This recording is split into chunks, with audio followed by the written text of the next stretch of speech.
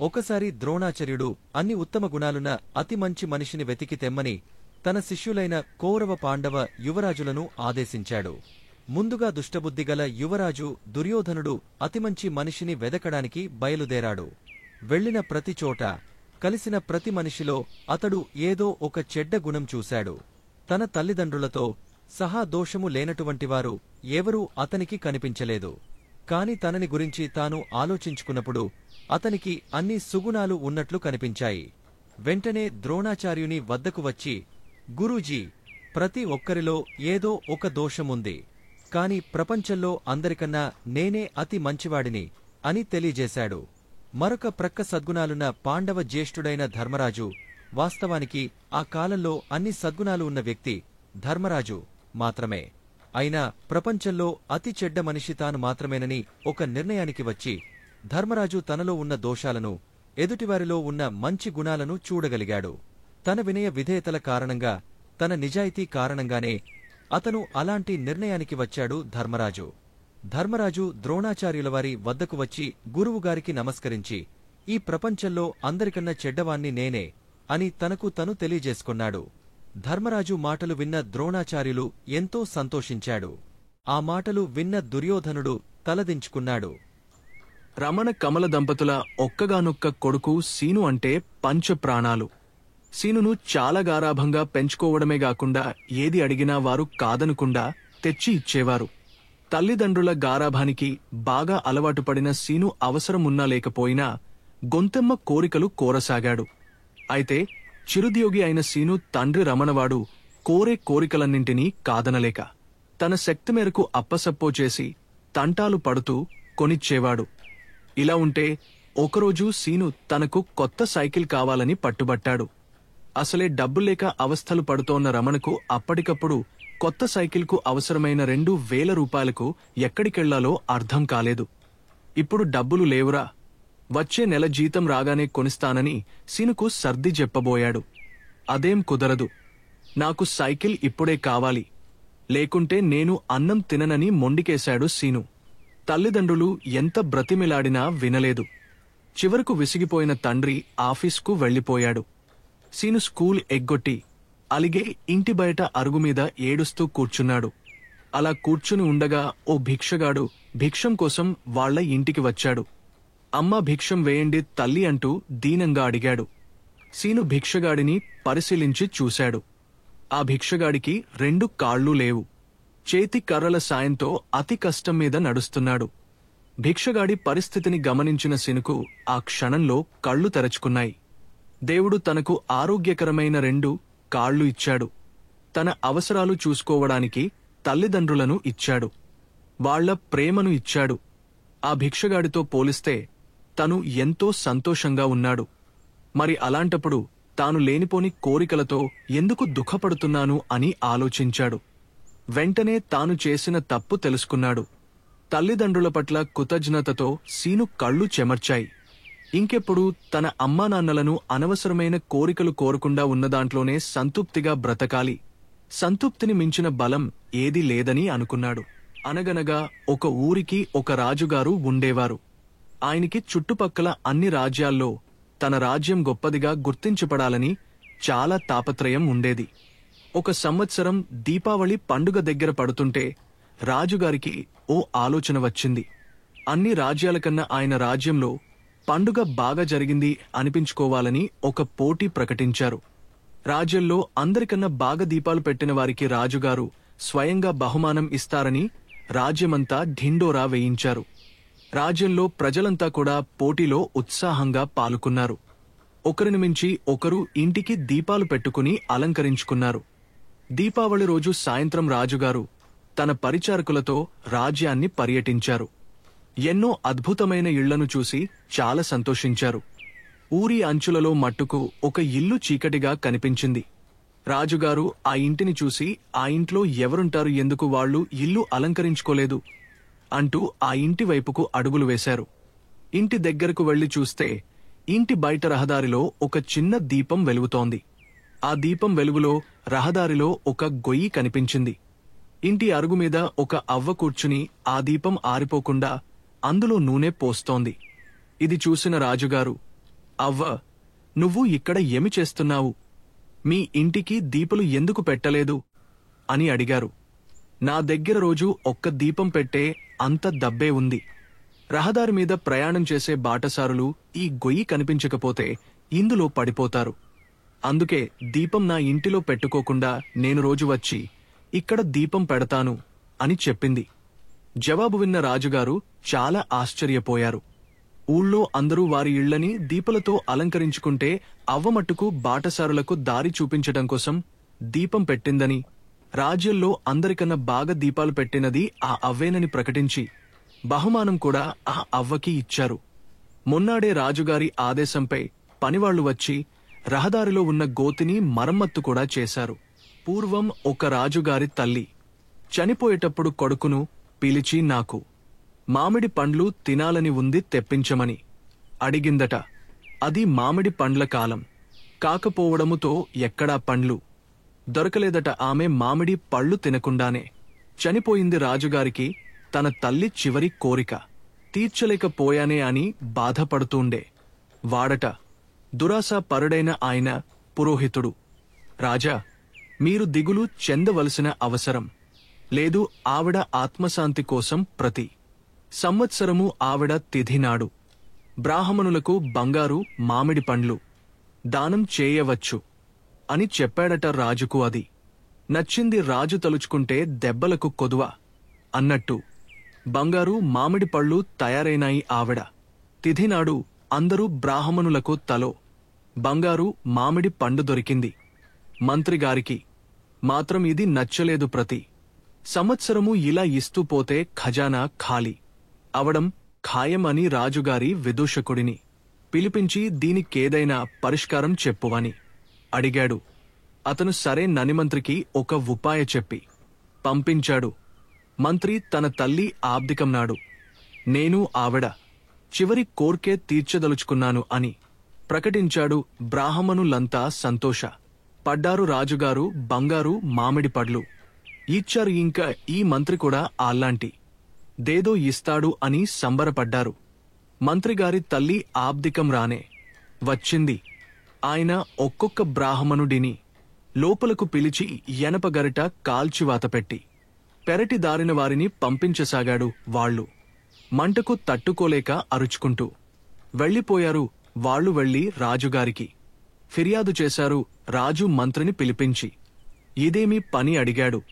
అప్పుడు మంత్రి, మహారాజా, మా అమ్మ కీళ్లవాతంతో చనిపోయింది. చనిపోయే ముందు నాయనా, దీనికి వాత ఒక్కటే మందు ఇనుప గరిట కాల్చి నాకు వాత పెట్టరా అని అడిగింది. నా భార్య గరిట కాల్చి తెచ్చే లోపల ఆవిడ చనిపోయింది. మరి కొడుకుగా ఆవిడ ఆఖరి కోరిక తీర్చడం నా విధి కదా. అందుకని మీరు చూపిన దారినే నేను నడిచాను అన్నాడు. రాజుకు జ్ఞానోదయమైంది. అప్పటి నుండి బంగారు మామిడి పండ్ల దానం రద్దు చేశాడు. ఒక జింకను వేట కుక్కలు తరుమడం ప్రారంభించాయి. దిక్కుతోచని ఆ జింక ప్రాణాలు కాపాడుకోవడానికి పరిగెడుతూ వచ్చి ఒక పశువుల పాకలోకి వచ్చింది. అక్కడ ఒక ఎద్దు కోసం కేటాయించిన స్థలానికి వచ్చింది. అక్కడ ఉన్న గడ్డిలోకి దూరింది. గడ్డితో తన శరీరాన్నైతే కప్పగలిగింది కాని కొమ్ములు మాత్రం కప్పలేకపోయింది. నెమ్మదిగా చీకటి పడింది. జింక అమ్మయ్య అనుకుంది. ఇంకా బాగా చీకటి అలుముకున్నాక చడిచప్పుడు కాకుండా పారిపోవచ్చనుకుంది. అయితే అక్కడే ఉన్న ఎద్దులలో ఒకటి మాత్రం అది పారిపోవడం అంత తేలిక కాదని చెప్పింది. తమ యజమాని భోజనం చేసి ఒకసారి ఆ పాకలోకి వస్తాడని, అతడు కనుక జింకను చూస్తే వదలడం కష్టమని చెప్పింది. ఆ మాటలను పూర్తి చేస్తుండగానే యజమాని ఆ పాకలోకి ప్రవేశించాడు. అక్కడ కుప్పల ఉన్న గడ్డిని చూసి తనతో వచ్చిన పాలేర్లను ఆ గడ్డిలోంచి పైకి కనిపించేవి ఏమిటని అడిగాడు. దానితో పాలేర్లు అవేమిటో చూసేందుకు వెళ్లి జింకను పట్టుకున్నారు. ఇంక తప్పించుకోవడం దానికి అసాధ్యమైపోయింది. అందుకే సరైన సమయంలో సరైన నిర్ణయం తీసుకోవాలంటారు. సోమయ్య అనే అతను నరసాపురం అనే ఊర్లో ఓ చిన్న రైతు. అతడికి కొన్ని ఎడ్లు, గేదెలు, మేకలు ఉన్నాయి. ఎడ్లు, గేదెలతో అతడు పొలం పనులు చేసుకుంటూ ఉండేవాడు. పొలంలో పండిన పంటను బస్తాలలో నింపి ఎడ్లబండికి గేదెలను కట్టి వాటి ద్వారా ఇంటికి చేర్చేవాడు. ఒకరోజు పొలంలో పనేమీ లేకపోవడంతో ఎడ్లు గేదెలు మేకలను తోలుకుని దగ్గర్లోని అడవికి మేతకు తీసుకెళ్లాడు సోమయ్య. దొరికిన స్వేచ్ఛతో ఎప్పుడూ ఆ పని ఈ పని చేస్తుండే ఆ జంతువులన్నింటికీ పట్టపగ్గాలు లేకుండా పోయాయి. ఆనందంగా గెంతులు వేస్తూ పరుగులెత్తాయి.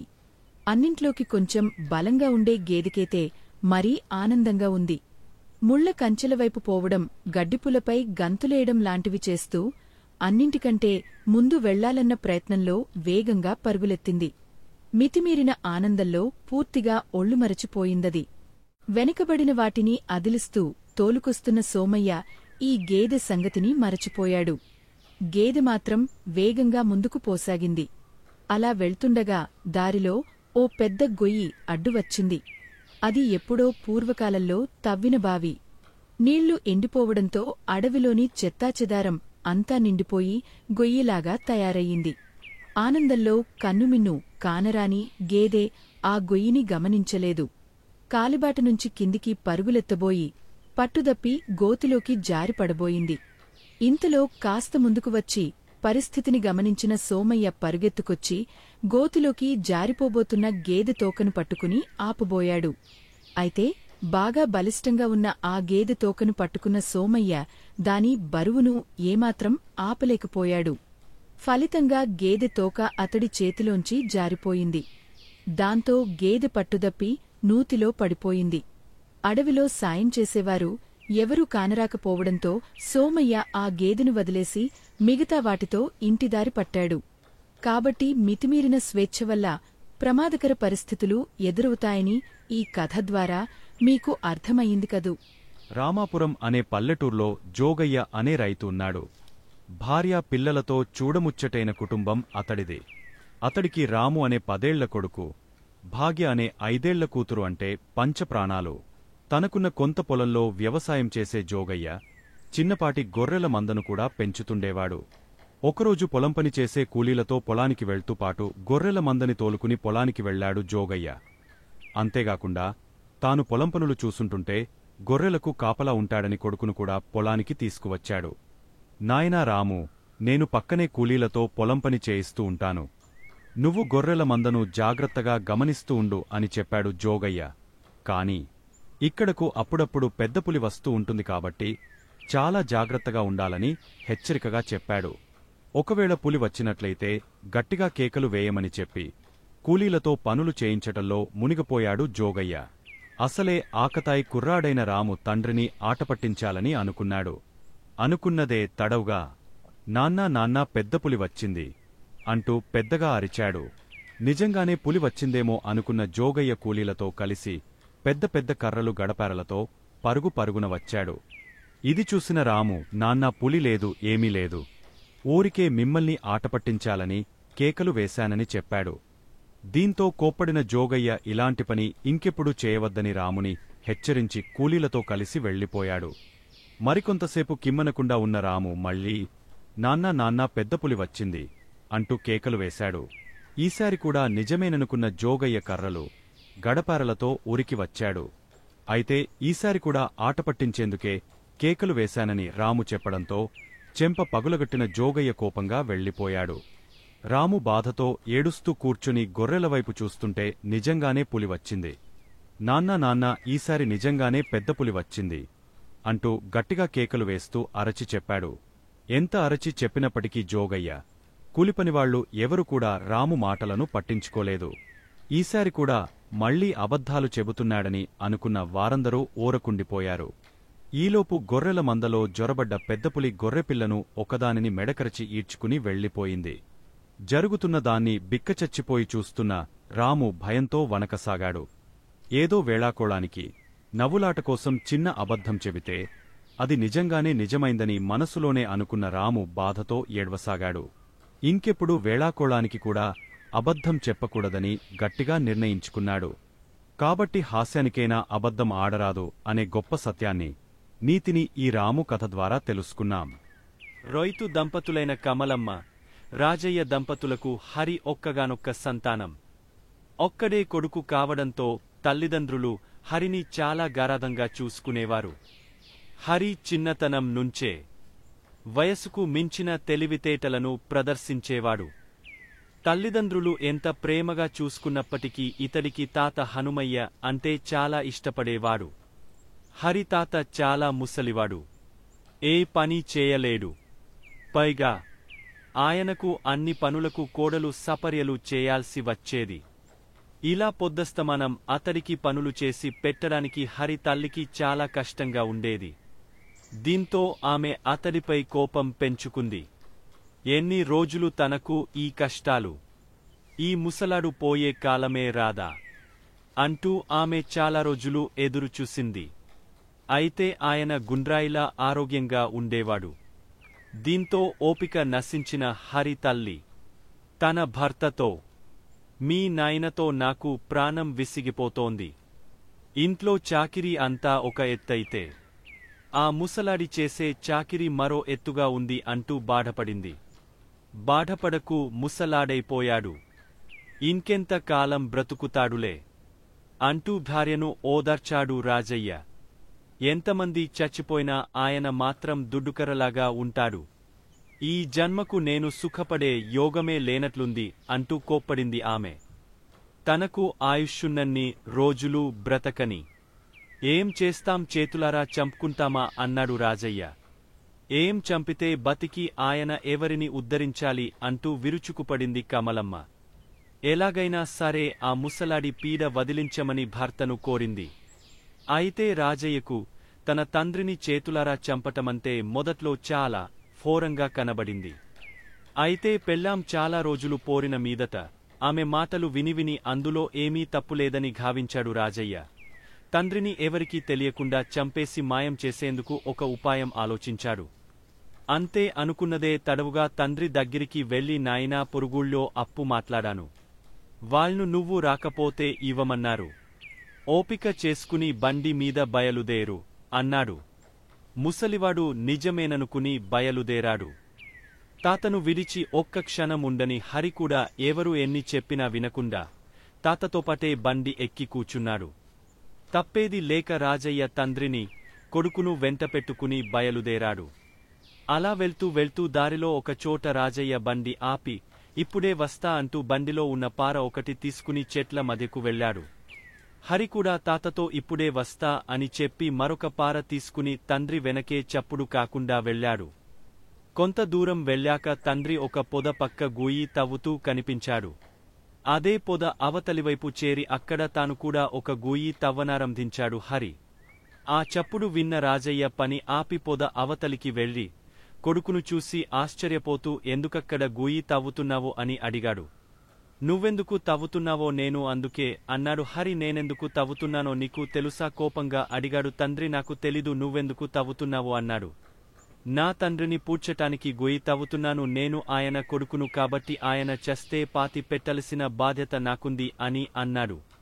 ఆయన ఇంకా బతికే ఉన్నాడుగా? బాధగా ప్రశ్నించాడు హరి తండ్రిని. అవును, కాని నేను ఇప్పుడు ఆయనను చంపేసి ఆ తరువాత పాతిపెడతాను అని అన్నాడు. అంతే హరి కోపంతో, ఓహో అలాగా, అయితే నా తండ్రి చస్తే నాకు కూడా పాతిపెట్టాల్సిన బాధ్యత ఉంది అన్నాడు.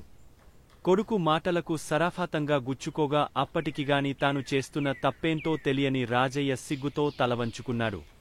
పార తీసుకుని కొడుకును పోదాం పద అంటూ తండ్రితో పాటు తిరిగి ఇంటికెళ్ళిపోయాడు.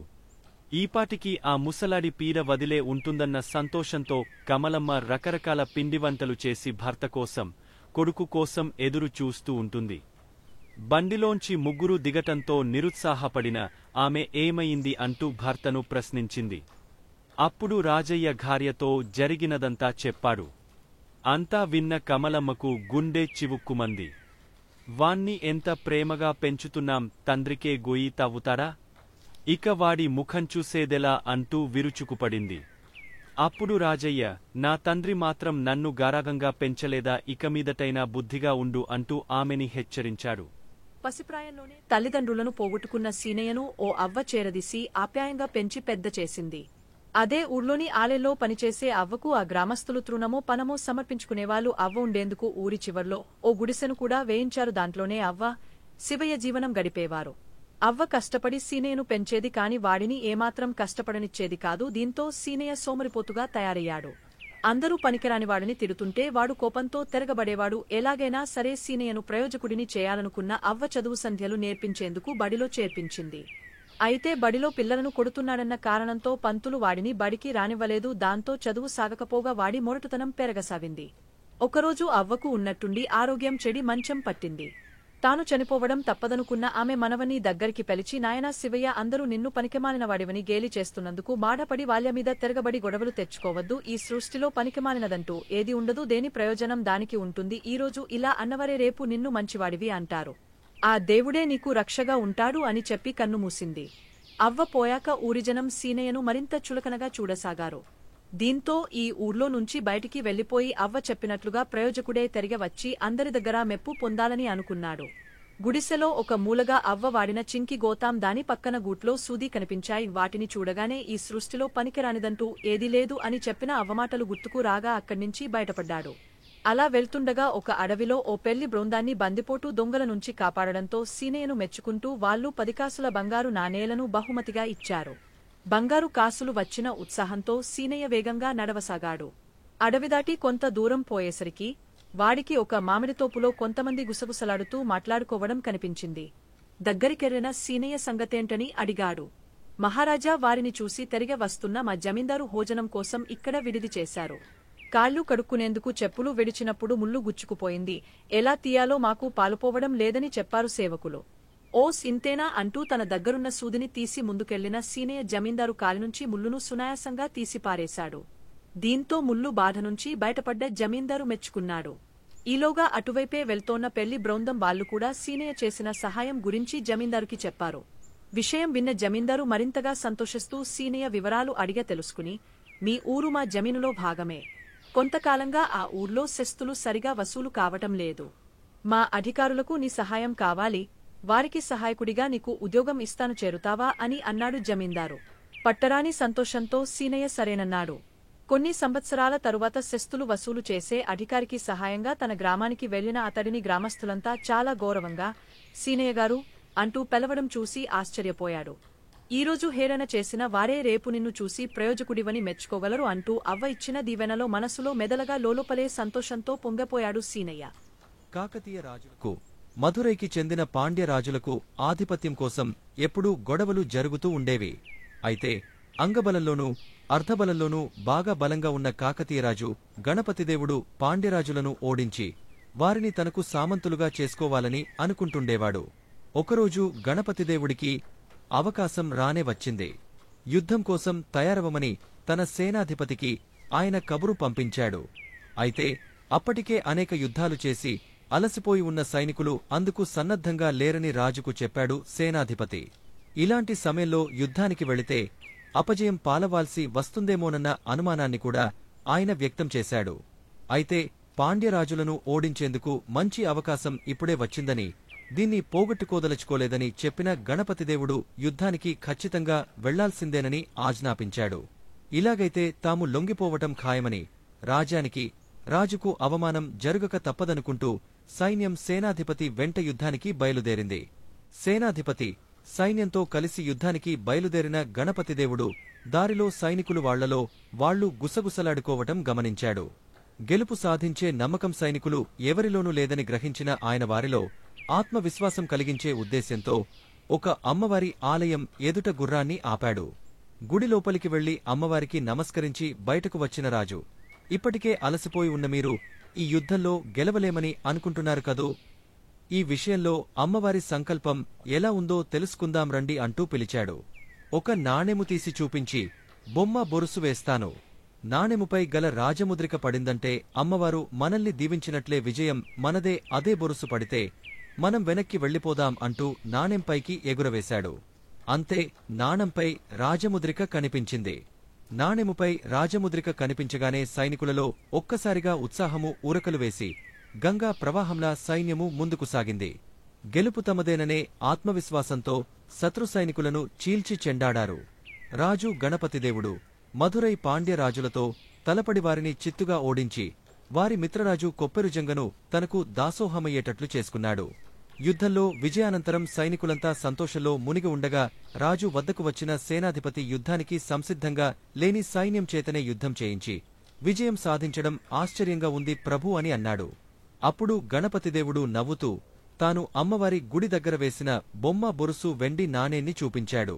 నాణెం రెండువైపులా రాజముద్రిక ఉండటం గమనించిన సేనాధిపతి రాజుకు వినయంగా నమస్కరించి అక్కడి నుండి వెళ్లిపోయాడు. ఈ కథను బట్టి మీకు ఏం అర్థమైందో చెప్పండి. అన్నింటికంటే ఆత్మవిశ్వాసం చాలా ముఖ్యమని అర్థమైంది కదూ. యుద్ధానికి ఏమాత్రం సంసిద్ధంగా లేని సైన్యంలో ఆత్మవిశ్వాసాన్ని పెంపొందించేందుకు రాజు తెలివిగా వెండి నాణెం రెండువైపులా రాజముద్రిక ఉన్నదాన్నే బొమ్మ బొరుసు వేశాడు. వారిలో ఉత్సాహం ఊరకలు వేసేలా చేశాడు. కాబట్టి ఈ కథ ద్వారా మనం అర్థం చేసుకోవాల్సింది ఏంటంటే ఆత్మవిశ్వాసముంటే మనం దేన్నైనా సాధించవచ్చు. ఒక చిన్న నీటి సరస్సులో పక్షులన్నీ కలసిమెలసి జీవనం సాగిస్తుండేవి. అందులో ఎక్కువగా హంసల సంఖ్య ఎక్కువగా ఉండేవి. ఓ ఎండాకాలంలో ఆ సరస్సులో నీరు తక్కువ అవడంతో బాతులన్నీ వలస వెళ్లిపోయాయి. అందులో ఒక్క నల్లని బాతు మాత్రం అక్కడే హంసలతో పాటు ఉండిపోయింది. హంసల్లో పెద్ద వయసు కలిగినవి తమ పిల్లలతో పాటు ఈ నల్లబాతు పిల్లను కూడా చేరదీసి తమతోనే ఉంచుకోసాగాయి. ఇది నచ్చని చిన్న వయసు హంసలన్నీ బాతు పిల్లను ఏడిపించేవి. తమతో ఉండవద్దని, నువ్వు అందంగా ఉండవు, మేము చూడు ఎంత తెల్లగా ఉన్నాము అంటూ మాటలతో గాయపర్చేవి. వీటన్నింటినీ మౌనంగా భరించిన నల్ల బాతుపిల్ల ప్రతిరోజూ గట్టుపైన కూర్చుని బాగా ఏడ్చేది. ఎన్ని రోజులు గడుస్తున్నా చిన్న హంస పిల్లలు ఏవీ దాన్ని దగ్గరకు రానియలేదు. దీంతో ఆ బాధ భరించలేని నల్లబాతు అక్కడ్నించి దూరంగా వెళ్లిపోయి ఒక చిన్న చెరువులో ఉండిపోయింది. అక్కడ దాన్ని ఎవరూ ఏడిపించేవారు లేకపోవడంతో సంతోషంగా రోజులు వెళ్లదీయసాగింది. అయితే చిన్న హంసలు తనను దగ్గరికి రానియకపోయినా బిడ్డకంటే ఎక్కువగా చూసుకున్న తల్లి హంసలను ఒకసారైనా చూసి రావాలన్న కోరిక కలిగింది నల్లబాతుకు. ఇంకేముంది అనుకున్న వెంటనే సొంత గూటికి బయలుదేరింది. అక్కడికి వెళ్లిన నల్లబాతు ఆశ్చర్యంతో నోరెళ్లబెట్టింది. ఎందుకంటే తనతోటి వయస్సున్న చిన్న హంసలన్నీ పెద్ద హంసలైపోయాయి. తననే ఆశ్చర్యంగా అవి చూస్తుండటంతో మీరందరూ నన్ను దగ్గరికి రానియని నల్లబాతును నేనండా గుర్తు పట్టారా అని వాటిని ప్రశ్నించింది. మీరు ఏడిపిస్తున్నారని వెళ్లిపోయాను, మిమ్మల్ని చూడాలన్న ఆశతో మళ్లీ తిరిగి వచ్చాను అని చెప్పింది. వెంటనే హంసలకు నల్లబాతు గుర్తువచ్చి నోరు మెదపకుండా ఉండిపోయాయి. ఇంతలో తల్లి హంసలు దీన్నంతా చూసి నల్లబాతును అక్కున చేర్చుకుని ఎందుకు వెళ్లిపోయావు, ఎలా ఉన్నావంటూ కుశల ప్రశ్నలు వేసి నల్లబాతును దగ్గరికి తీసుకున్నాయి. దీన్ని చూసి ఈర్ష్యతో వెళ్లిపోతున్న పెద్దవైన హంసపిల్లలను తల్లి హంసలు పిలిచి చీవాట్లు పెట్టాయి. మీరంతా బయటకు కనిపించే అందాన్నే చూస్తున్నారు, మనసును చూడటం లేదు. రంగు నల్లనైనప్పటికీ బాతుకు మనమందరమంటే ఎంతో ప్రేమ. మనం మర్చిపోయినప్పటికీ మనల్ని గుర్తుపెట్టుకుని అంత దూరం నుంచి వెతుక్కుంటూ వచ్చింది. అలాంటిదాన్ని బాధపెట్టడం మంచిది కాదు. ఇప్పుడు మీరు చిన్నపిల్లలు కాదు, పెద్దవాళ్లు అయినారు, మంచి చెడ్డలు ఆలోచించాలంటూ బుద్ధి చెప్పాయి తల్లి హంసలు.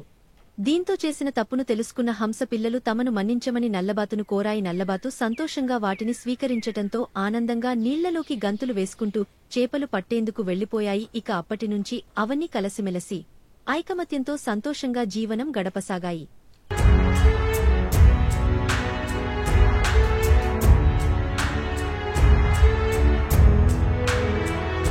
మీరు మరిన్ని వీడియోలు చూడాలంటే మన ఛానల్ను సబ్స్క్రైబ్ చేయండి. పక్కనున్న బెల్ ఐకాన్ని ప్రెస్ చేయండి.